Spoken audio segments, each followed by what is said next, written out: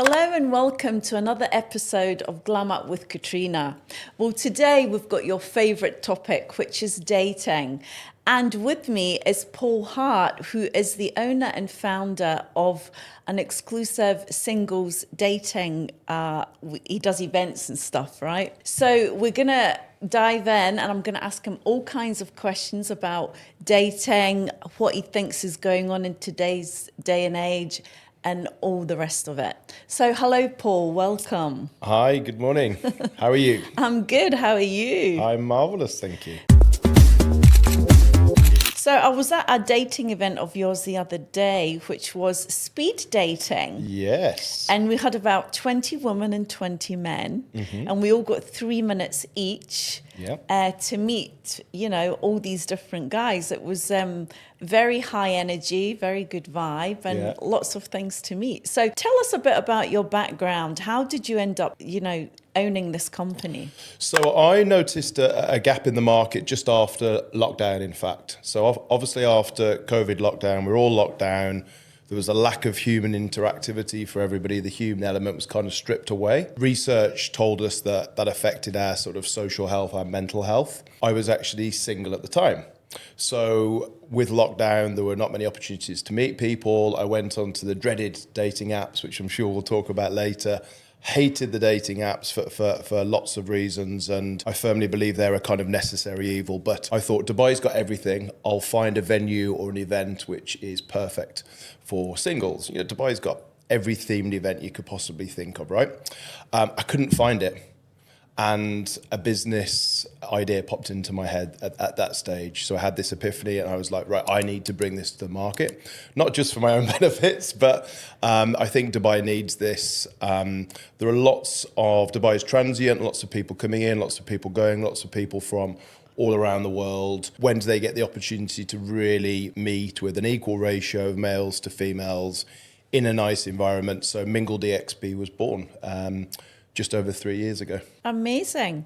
So how do you structure the events? So we have two different kinds of concepts. We've actually run 84 events now over the last 3 years. 5,000 people have come through the doors. So it's proving really popular and we're really growing the concept. But the two different kinds of concepts are a single mixer, which is a room with an equal ratio of male and females, a cool venue, great F&B deals, a good environment.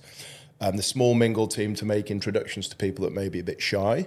But that concept tends to be for people that are a little bit more confident, because you're in a room, you kind of get on with it, you mingle, as the name says, you approach people, and it works fantastically. We have open mingles, we have European themed, Latino themed with Latino DJs and music, and they're inclusive to everybody, but we have sort of themes. The other concept which you experienced is the speed dating. So it's a really fun take of the traditional concept of speed dating. So people arrive, they get great F&B deals or free flow, and they relax and they have a bit of a mingle. When everybody's there and we've got equal numbers, I get on the microphone and explain the rules of engagement. So effectively, ladies sit down and I bring them a different man every 3 minutes. So it's a ladies' world. So why not? And I think it was a bit more than 3 minutes, actually. Yeah, I mean, the more drinks I have, the longer the time seems to go. To be frank.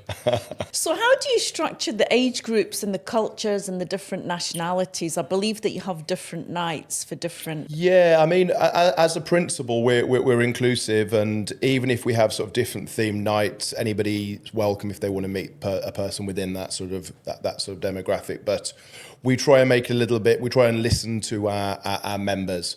So we have like a Desi themed speed dating, which we had last night, which is for people from South Asia, so India, Bangladesh, Pakistan, etc., or anybody that wants to meet Desi members from our community as well. So again, it's inclusive, but there is a theme there. Culturally, that tends to sort of suit when people are looking for love.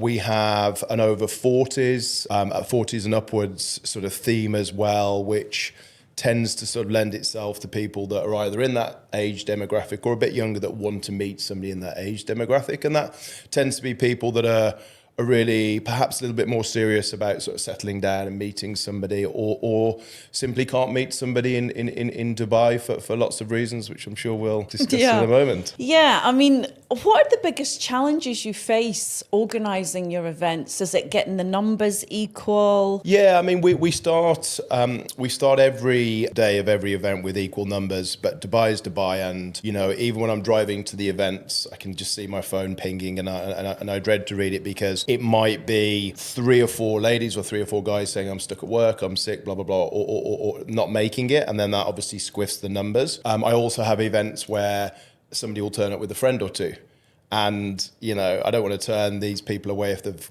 got dressed up and made the effort to come there. But again, that squiffs the numbers. So with the general mixers, we always stick to an approximate 50-50. Speed dating really relies on 50-50. And I know the event you came to, we had a handful of guys that couldn't make it for the reasons I've just mentioned, and it slightly squiffs the numbers. But we had 70 odd people there, so it just meant that ladies had a rest from time to time, which also, speed dating can be quite intense. It's very intense. I mean, it's quite exhausting because you're talking all the time. In a loud room with lots of atmosphere, and it can be quite challenging. What makes the event successful in your opinion? Okay. And how do you gauge if it's been a success or not? Yeah, that's a great question. So we gauge success on connection. So Mingle's all about in real life connection, so real people meeting in real life. It's like the anti-dating app. We're in this sort of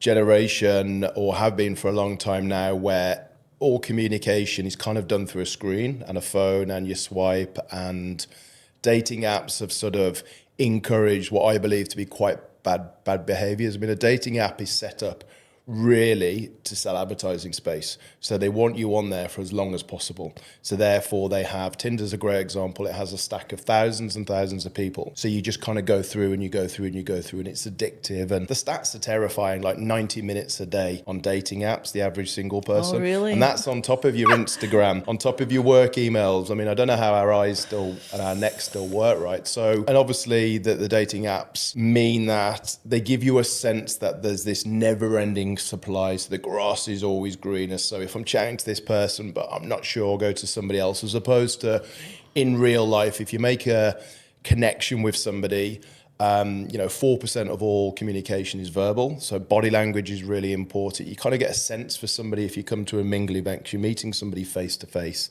You can just see how they sort of act, how they move, how they talk to the bar staff, for example, how they talk to peers, how they talk to you, how they conduct themselves, their body language, their eye contact, their handshake, all these little sort of things that I feel are really important. So we measure success by connections. Now, that doesn't need to be, finding the love of your life. Many people have. We've got engagements. We've got a wedding next year, which is going to be wonderful. We've got many long-term relationships, many people that have dated or are dating, but we measure success by connections. So what I love, one example is people come to a Mingle event with another lady so it's 2 ladies or 2 guys, it could be, or even 3 or 4, and they're friends that they met at a previous Mingle event maybe 6 months earlier. Okay. So what tends to happen is, particularly as people get slightly older, they have less and less single friends.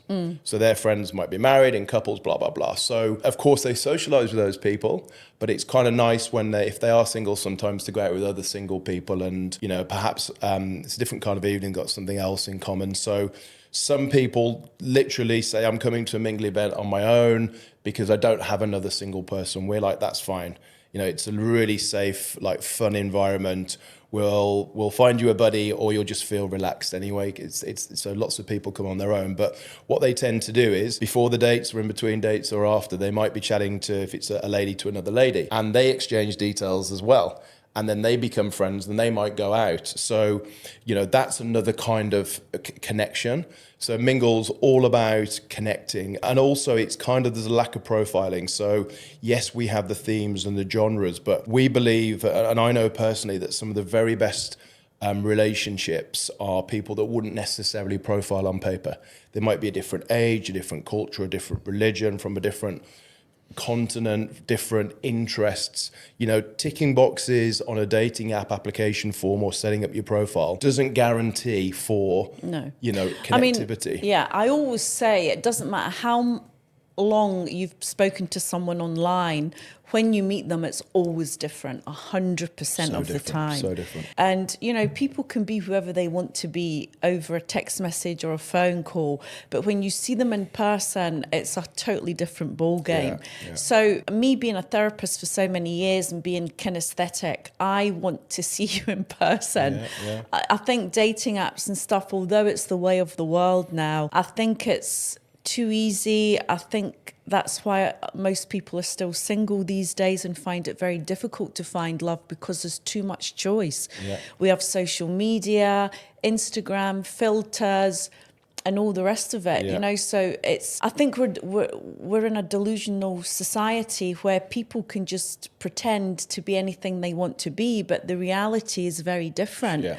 To the point where sometimes you meet someone in person and they look nothing like they did, you know, on an app. So I think it's a great thing that you're doing. I mean, in your opinion, why do you think it's so difficult nowadays to meet someone? We're based in Dubai. We're just about to launch in Abu Dhabi and other countries in you know, in the area in the future. But if I just look at Dubai and kind of look at the issue or the roots of the issue here is one is that we've already identified is the whole dating app thing. People are kind of hiding behind a screen in conversations that go nowhere, so on and so forth, and you don't get that connectivity, you don't really learn anything about a person. But the real issue I feel here is that the ratios are very off. So traditionally, you know, I'm from the UK, and traditionally you'd have a 50-50 ratio of male and females. Dubai is very, very different. There's a very much higher number of females in a ratio to males, which is wonderful. God bless Dubai, as I'm a guy. But that comes from reasons like the aviation industry here, for example, is a huge employer.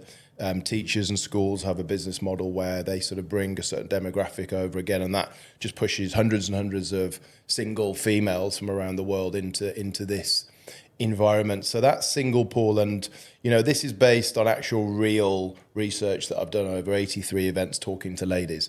And ladies say they go out and all they see are seas of other ladies. Yes, you know, it's a big problem. Groups of other ladies, and they never ever see a ratio, an equal ratio of males to females, unless it's at a mingle event, which is why that's kind of our unique selling point. Like, you know, we'll put you in a room where there's a fair shot because there's equal numbers, so it feels a bit more sort of organic and fair. And on the flip side, guys are aware of this, and I can say this because I'm a guy. So guys are aware of this ratio, which can, not always, and I can get away with this again because I'm a guy, it can lend itself to bad behaviors because you feel like there are so many options out there. And again, it's like the scrolling principle. The grass is always greener. There are loads of options. Do I really invest time meeting somebody or meeting somebody again, or there's going to be somebody else out there? There's, you know, it's like the kid in the candy store sort of. So you've got ladies going, where are the guys? And you've got guys going, there are so many ladies, I'll keep my options open. So those things lend itself to. I always hear that the women say, you know, the men are all idiots, and then the men say that the women are all gold diggers. I hear that so often. Yeah, no comment. What do you say to Look, you know, you're going to have generalizations, of course, and you do get that feedback, and unfortunately it comes from somewhere, right? There's no smoke without fire, and I'm sure those behaviors happen. You know, we again, to bring it back to MingleDXB, we just believe that, you know, we just need to have an equal or as close to an equal ratio as possible. We also have certain events where we've got 150, 200, 250 people in a room, which again means that, you know, the stats or the percentage chance of meeting someone you connect with are higher. You know, it is a numbers game to an extent.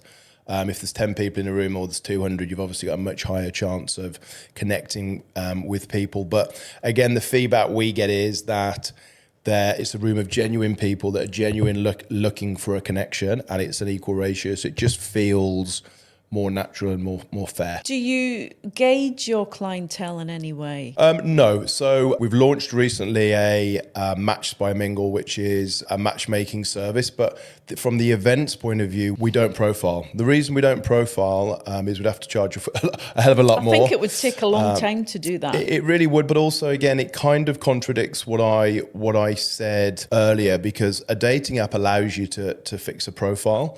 We'd only be asking the same sort of questions. So we'd be matching you based on a checklist. You go and meet that person. It's great that you both like hiking. It's great that you both prefer dogs to cats. It's great that you both like food or travel, et cetera, et cetera.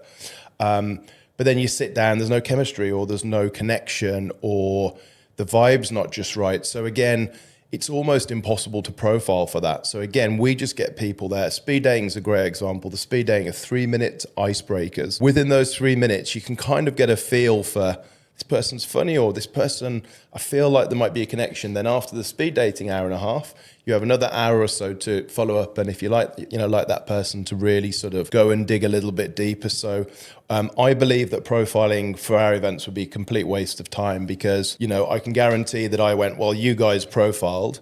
They probably meet somebody up from the other side that didn't tick their boxes, that they had a better connection with, or more chemistry. Yeah, I think chemistry is unmeasured. You can't really measure chemistry. It's either there or it's not. It's not tangible. It's not something that you can actually put your finger on. It's just there or it's not, Yeah. What about any kind of new trends in the dating scene? Is there any that you could tell us about? New trends. I don't know. I mean, I'm quite a traditionalist just in terms of getting people together and getting them to meet and chat. So I don't know about new trends around the world. There are some good ideas that we've seen that we're going to sort of bring here, just in terms of theme nights. I can't tell you too much about that because we want to do big launches. But I don't think there are new trends. I just think from a MingleDXB point of view, we're expanding our offering to sort of bring in different demographics. So the word mingle is traditionally for singles, but it can be for just, networking and meeting friends, as I mentioned earlier. So we're launching a Latino night, for example.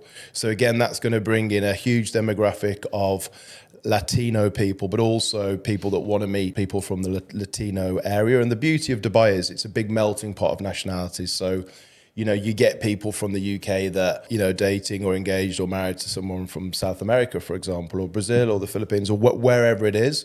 So again, we feel like we're bringing different demographics together that wouldn't meet.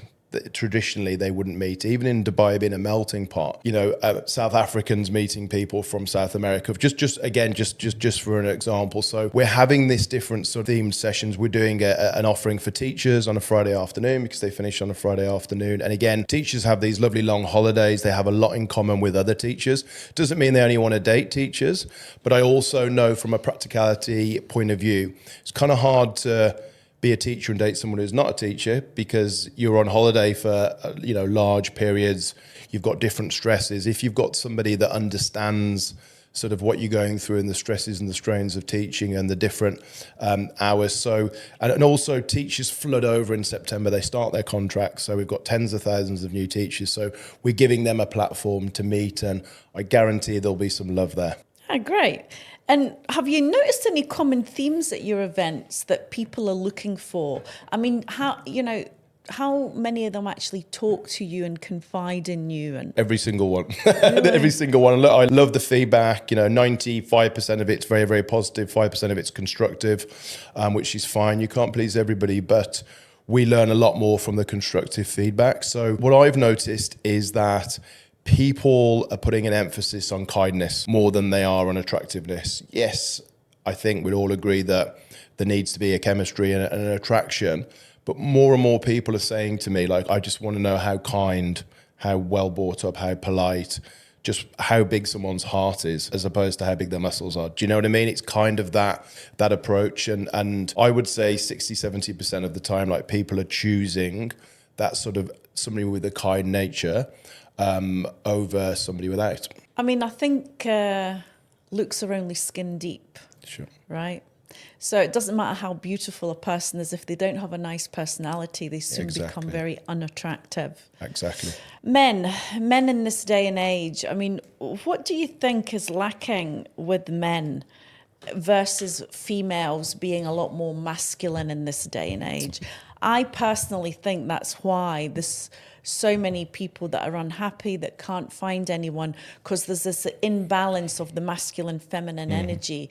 Men are not allowed to be men anymore, and women want to be men. What do you say about that? Oh, look, we could talk all day about this subject, couldn't we? Because it's so deep. You know, Dubai you have, or across the world, but Dubai perhaps in particular, you have, you know, sees a very independent, very impressive, very sort of career focused and successful ladies, which is wonderful. It means that maybe those ladies don't have as much time to date. So that could be a reason. I hear that quite a lot. You know, that they've got such important, powerful roles, rightly so, that they're so career focused. They've got very little time, or they've got kids, so they've got very little time. From a guy's point of view, I guess I can only talk sort of from the feedback. I won't talk about personal opinions, but I'll talk about the feedback I'm given. And guys, you know, really like to feel like they're a provider and a protector, and they often are impressed by ladies that are very impressive, just in terms of high-powered roles, career focus, but they perhaps feel that lady doesn't necessarily need a guy for, you know, in a traditional sense. It's a good point, because I've always said a man will look at you and think to himself, what can I give this woman that she can't give herself? And if the answer is nothing, he'll walk away. Because ultimately, I think we're lost in this day and age between the masculine and feminine dynamic. And, you know, what you're saying about women, they're career driven, they're successful, that is the masculine energy at play. There's no room for the feminine. There's no man ever said, I want a masculine woman. Ever, ever, ever. You ask any man, he will always say he wants a feminine woman. So I always teach it. What you have to remember as a woman is, okay, I'm not saying don't go out and be successful. Be successful. But when you come home, you hang your balls up on the front door, you go in and you remember how to be a woman, and you let your partner or your husband lead. Because ultimately, genetically, men are built to be the leaders, the protectors, the providers. And the female is the all loving kindness, the nurturing. And she amplifies a man. She stands at the back of him. You know the saying, behind every successful man, there's an even greater woman. It's true. The woman is there to support. And I think we've got totally lost in this day and age. And, you know, I've stood up and spoken in front of groups of people about this. And some women look at me like... they don't even understand what I'm saying. They're so far in it. So I think this is a big problem in today's society. What's interesting is that in Dubai in particular, because as an expat, you need to have employment to provide, or be a business owner to provide a visa to be here. Yeah. So you won't have just be here, have grown up here, obviously as an expat. It means that the high percentage of ladies that are here, and obviously guys as well, but we're obviously focusing on ladies for now, come over in a role, and it's an expensive place to live. So it's normally an impressive role, a well-paid role, or a high-profile role, which is you know, absolutely right. So as you've said, that lends itself to a high percentage of ladies are sort of very, very successful career-wise. And, you know, do they need a guy, or certainly as the appearance would be, as you've said, from a guy's point of view? It can probably be intimidating for guys as well, I'm sure. I think it is, but I think there's so many more men nowadays that have stepped into the feminine role. And, you know, when you get that dynamic in a relationship where the woman is the masculine and the man is the feminine because she's completely castrated him, that eventually leads to resentment anger, frustration, because no man wants to feel like that, and no woman long term wants to take the lead. So that is going to get really tiresome down the line, and this is where you get breakups and problems in relationship. So I think if we could all go back to basics, to how our mothers and grandmothers were, I think we'd have a lot more success in relationship in this day and age. I don't disagree at all. What would you say the one thing that you would think where people have a better chance of meeting the right partner for them, apart from your events? My events. Well, look, it's meeting in real life. It doesn't have to be at MingleDXB. It could I think that's the point. It's real life. It's real life. And we don't get to do, I mean, if I, 9 times out of 10, when I go out to any bar or restaurant, it's predominantly women. Yes. Especially if it's ladies' night. Exactly. I mean, we're talking in Dubai now. We're talking because this is where we live, obviously. But definitely in Dubai, the demographic is much more female when you go out. That's a huge problem for ladies. I think going back to the real life in Dubai and around the world, the motivation would be to go somewhere where you're going to meet people in real life. Whether for Dubai, for example, it's a running club, Jumeirah Johns, which is owned by a friend of mine, is a wonderful example with thousands of members, and obviously they've got something in common, but it's very active as well. So it's fantastic for physical health, social health, mental health. But that's a way to meet people in real life. It doesn't have to be activity, sports focused. It could be anything, but find something where you can meet people in real life, because that's where you're going to be able to gauge a connection. You're going to be able to form a connection. I don't know, paddle tennis club, whatever it is. Yeah, that's a good point. You find someone that you enjoy doing, something that's sporty or dancing, and then immediately you're with like-minded people. It's just an opportunity to meet in real life. Everything I've just mentioned, including our events, are also opportunities to put your phone down. So anything, I think, in this day and age where it takes you off a screen and takes you back into real life, where you can actually look at somebody actually face to face and eyeball them, also reduces your time on a screen. So again, it's the complete opposite a dating app or trying to find people or connect through people. Yeah, and online. I like the fact that in that event you say to people, put your phones down, don't use your phones, don't take numbers until the end. So that does, I think, tend to make people more focused on the here and now moment. Exactly. Because the problem is, in life in general, we're not in the here and now moment. I mean, you go into a lift and, people's heads are down on their phone. They don't look up, they don't say hello. There's so many hundreds of missed opportunities that you have on a daily basis because you've got your head in your phone. Absolutely, like living in the present. A favourite book of mine, actually, The Power of Now by Eckhart Tolle. Yeah, I've read it. It is just wonderful, and can't say I've perfected it, but I certainly try and practice it. And it's about living in the present, not dwelling on the past, not worrying about the future, and just being present. And again, when you're making connections with people, whether it's friends, whether it's being present with family members, if you're a parent or you've got siblings here or parents here.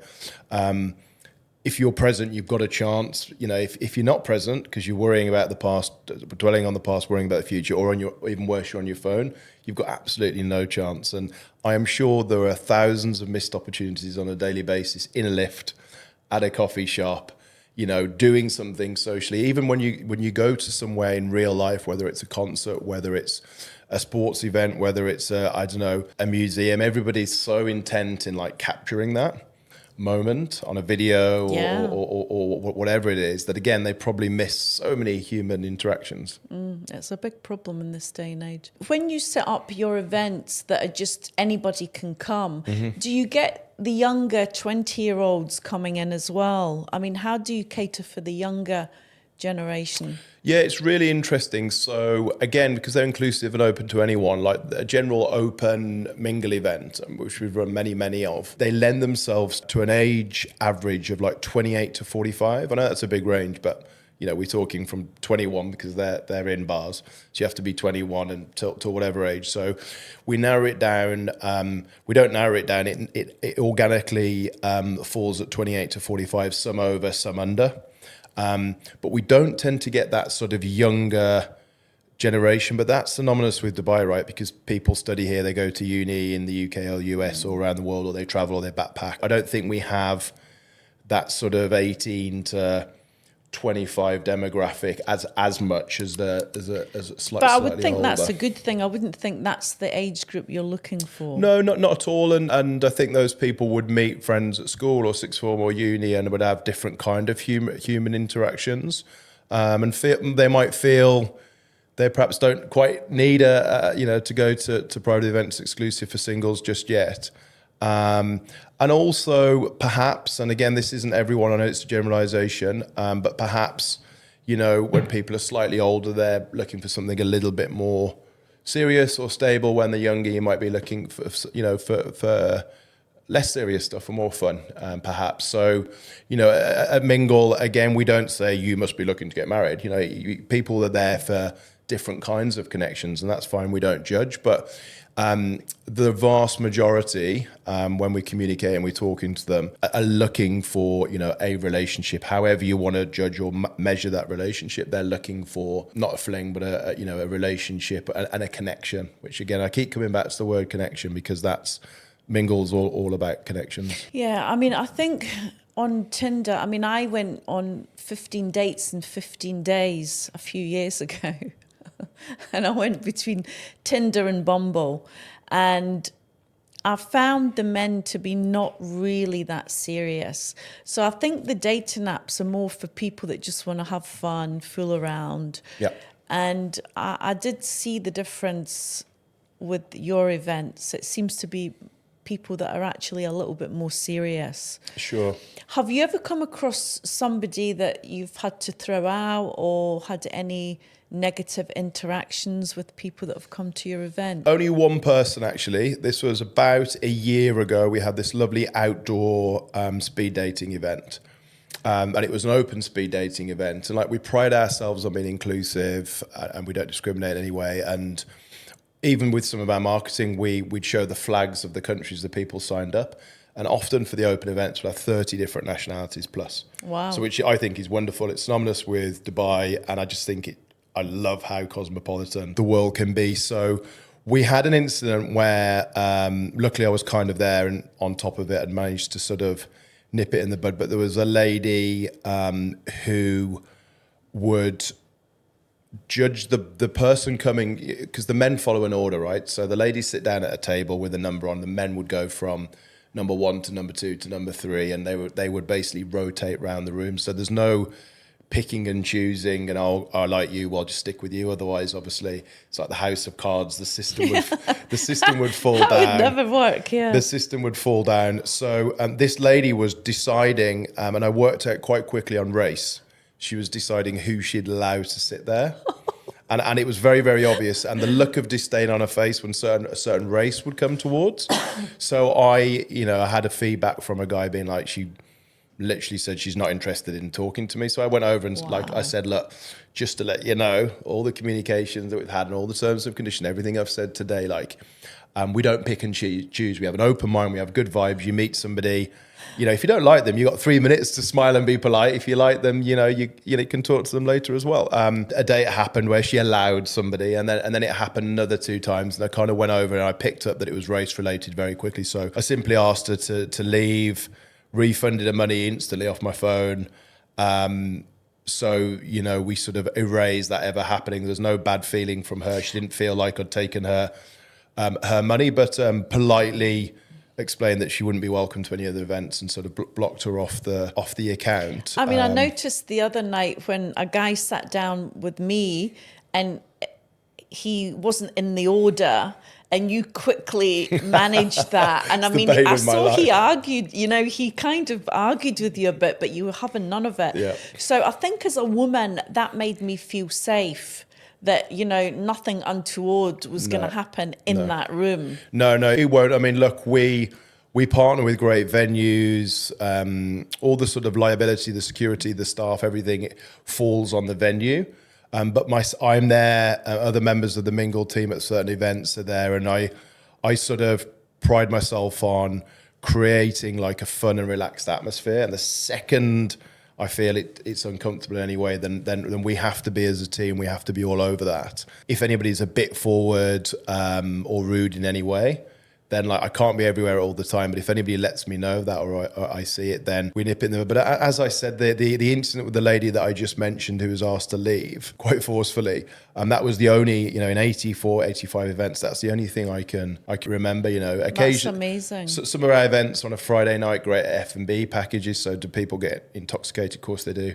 But again, as long as no one's made to feel uncomfortable with that, then that's for the security at a venue to deal with, as opposed to me. I'm there to protect and make sure that all the guests are comfortable in that environment. So how can we find you, and how many events are you putting on per month? So we're on, we keep all communication, all bookings, absolutely everything through Instagram. So it's in one place. It's MingleDXB. We're launching in Abu Dhabi, which is Mingle AUH for those in the capital, and everything, all communication can be through there. DM us. We get 700 DMs a day. Wow. We get through them between a handful of us pretty much each day. All the bookings go through there. Last year we averaged 4 events a month. September we've already hit 7 events, and we're looking to ramp up to about 10 events a month. Cause it across different days, different themes, different concepts. So we definitely bringing more opportunities to single people. So yeah, MingleDXB. That's amazing. And Paul, I'm sure the ladies will want to know if you're single or not. I don't know about that.